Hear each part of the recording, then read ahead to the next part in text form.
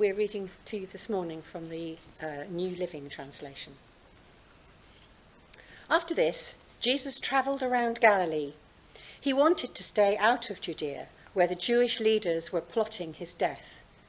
But soon it was time for the Jewish festival of shelters, and Jesus' brothers said to him, "Leave here and go to Judea, where your followers can see your miracles.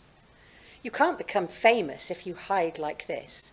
If you can do such wonderful things, show yourself to the world." For even his brothers didn't believe in him. Jesus replied, "Now is not the right time for me to go, but you can go any time. The world can't hate you, but it does hate me because I accuse it of doing evil. You go on. I'm not going to this festival because my time has not yet come." After saying these things, Jesus remained in Galilee. But after his brothers left for the festival, Jesus also went, though secretly, staying out of public view. The Jewish leaders tried to find him at the festival and kept asking if anyone had seen him. There was a lot of grumbling about him among the crowds. Some argued, "He's a good man," but others said, "He's nothing but a fraud who deceives people." But no one had the courage to speak favourably about him in public, for they were afraid of getting in trouble with the Jewish leaders. Then, midway through the festival, Jesus went up to the temple and began to teach. People were surprised when they heard him. "How does he know so much when he hasn't been trained?" they asked. So Jesus told them, "My message is not my own. It comes from God who sent me. Anyone who wants to do the will of God will know whether my teaching is from God or merely my own. Those who speak for themselves want glory only for themselves, but a person who seeks to honor the one who sent him speaks truth, not lies. Moses gave you the law, but none of you obey it. In fact, you are trying to kill me." The crowd replied, "You're demon-possessed. Who's trying to kill you?" Jesus replied, "I did one miracle on the Sabbath, and you were amazed. But you work on the Sabbath too, when you obey Moses' law of circumcision." Actually, this tradition of circumcision began with the patriarchs long before the law of Moses. For if the correct time for circumcising your son falls on a Sabbath, you go ahead and do it so as not to break the law of Moses. So why should you be angry with me for healing a man on the Sabbath? Look beneath the surface so you can judge correctly. Some of the people who lived in Jerusalem started to ask each other, "Isn't this the man they are trying to kill? But here he is, speaking in public, and they say nothing to him. Could our leaders possibly believe that he is the Messiah? But how could he be? For we know where this man comes from. When the Messiah comes, he will simply appear. No one will know where he comes from." While Jesus was teaching in the temple, he called out, "Yes, you know me, and you know where I come from. But I'm not here on my own. The one who sent me is true, and you don't know him. But I know him because I come from him, and he sent me to you." Then the leaders tried to arrest him, but no one laid a hand on him because his time had not yet come. Many among the crowds at the temple believed in him. "After all," they said, "would you expect the Messiah to do more miraculous signs than this man has done?" When the Pharisees heard that the crowds were whispering such things, they and the leading priests sent temple guards to arrest Jesus. But Jesus told them, "I will be with you only a little longer. Then I will return to the one who sent me. You will search for me, but not find me. You cannot go where I am going." The Jewish leaders were puzzled by this statement. Where is he planning to go, they asked. Is he thinking of leaving the country and going to the Jews in other lands? Maybe he will even teach the Greeks. What does he mean when he says, "You will search for me, but not find me, and you cannot go where I am going"? On the last day, the climax of the festival, Jesus stood and shouted to the crowd, "Anyone who is thirsty may come to me. Anyone who believes in me may come and drink. For the scriptures declare, rivers of living water will flow from his heart." When he said living water, he was speaking of the Spirit who would be given to everyone believing in him. but the Spirit had not yet been given, because Jesus had not yet entered into his glory. When the crowds heard him say this, some of them declared, "Surely this man is the prophet we've been expecting." Others said, "He is the Messiah." Still others said, "But he can't be. Will the Messiah come from Galilee? For the scriptures clearly state that the Messiah will be born of the royal line of David in Bethlehem, the village where King David was born." So the crowd was divided about him. Some even wanted him arrested, but no one laid a hand on him. When the temple guards returned without having arrested Jesus, the leading priests and Pharisees demanded, "Why didn't you bring him in?" "We have never heard anyone speak like this," the guards responded. "Have you been led astray too?" the Pharisees mocked. "Is there a single one of us rulers or Pharisees who believes in him?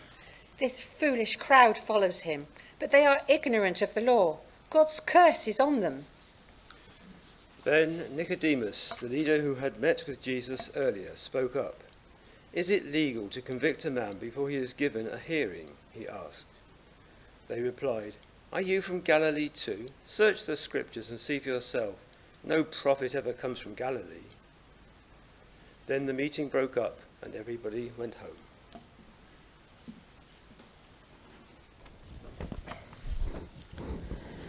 So may the words of my mouth and the thoughts of all our hearts be acceptable in your sight, O God, our strength and our Redeemer.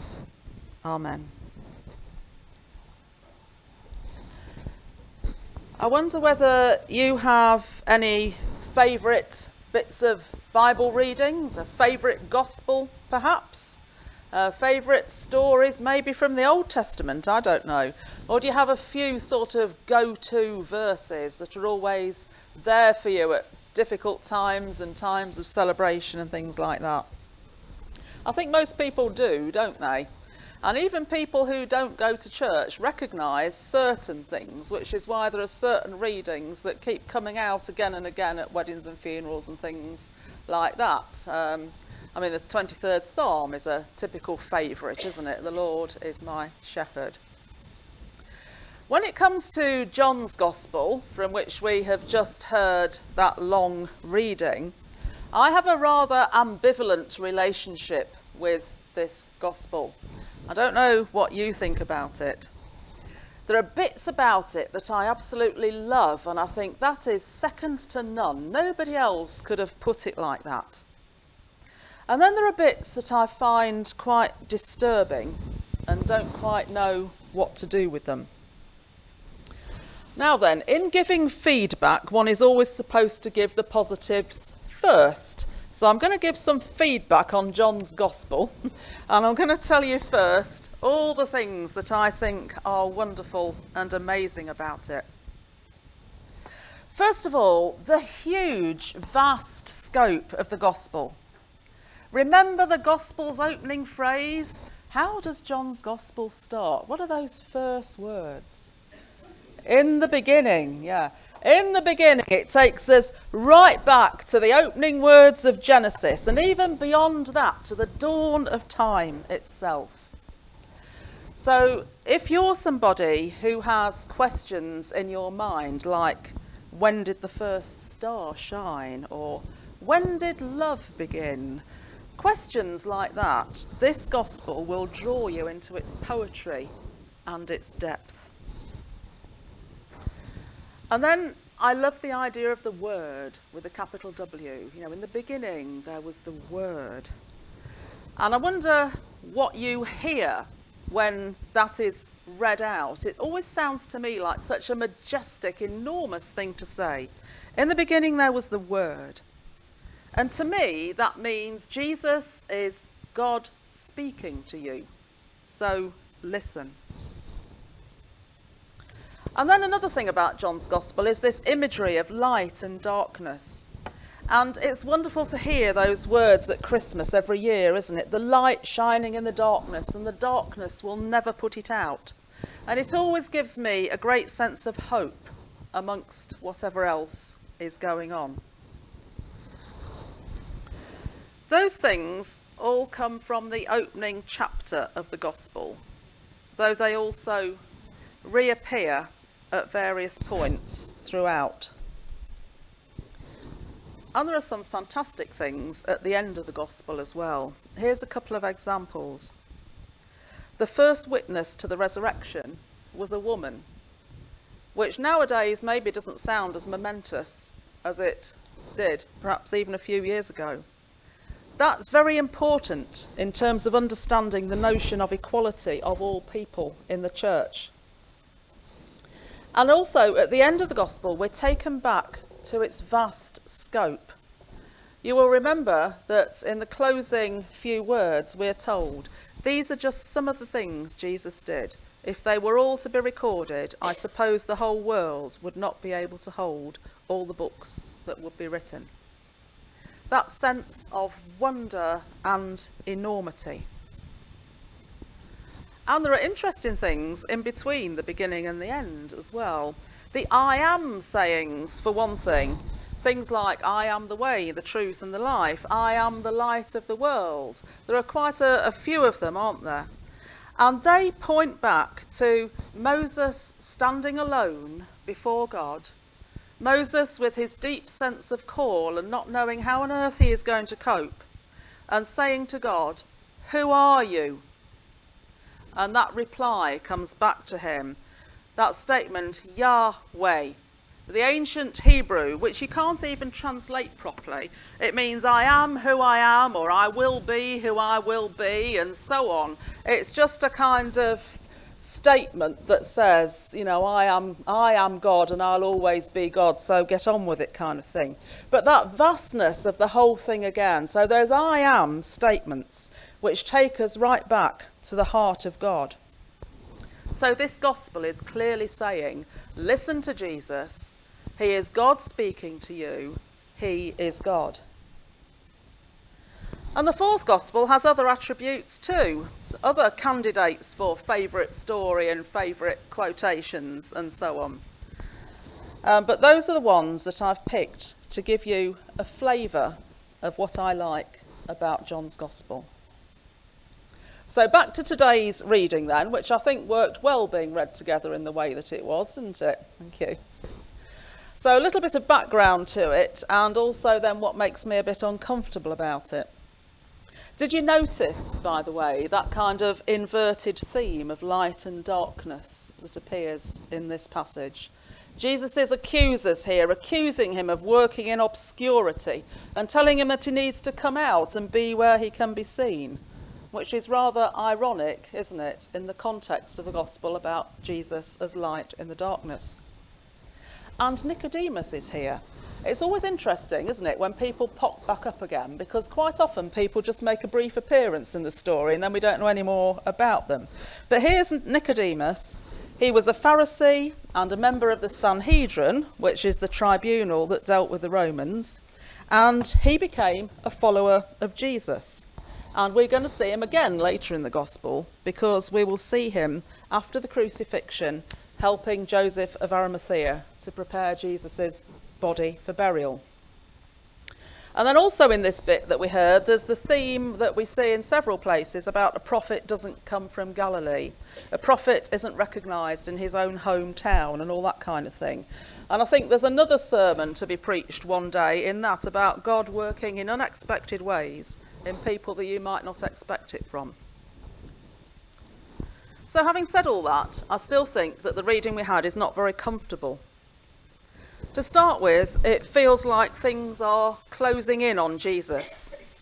We're told that the crowd is murmuring against him, and it all starts to feel quite sinister.